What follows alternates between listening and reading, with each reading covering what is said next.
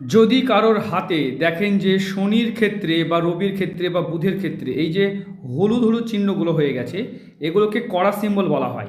অনেকে মনে করেন পুরুষ মানুষ তো কড়া পড়বেই। দেখুন, যাদের হাতে কড়া চিহ্ন পড়বে অত্যন্ত অশুভ চিহ্ন, তাদের দারিদ্রতা আর্থিক কষ্ট থাকবেই। এই ধরনের মানুষদের কখনোই আর্থিক ভালো হয় না। তাই যদি হাতের মধ্যে কড়া থাকে তাহলে আপনি ভাববেন যে আপনার দারিদ্রতা থাকছে। তাই চেষ্টা করবেন, কাজ করুন, তবে বুদ্ধি দিয়ে কাজ করুন। যদি হাতে কড়া নিয়ে কাজ করেন তাহলে কিন্তু আপনার আর্থিক জায়গাটা কোটিপতি হতে পারবেন না। আশা করি বুঝতে পেরেছেন। আর যাদের বিতর্ক আছে এই নাম্বারে ফোন করবেন। আর আমাকে এখন থেকে কলকাতার দমদমে পাবেন প্রত্যেক শনি রবিবার।